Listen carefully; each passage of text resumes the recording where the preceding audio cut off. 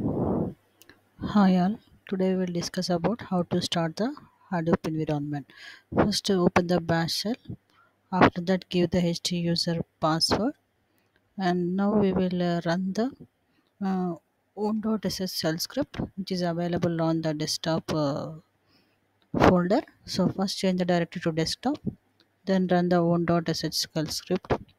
After that we can start all the daemons by using the start all.sh.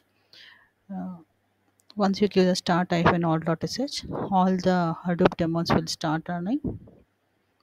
Data node, name node, all the daemons will be start. If you want to verify the daemons, just give the command as the Java process status, that is JPS. By giving the JPS, if it is run successfully, the 6 nodes will be displayed. Thank you.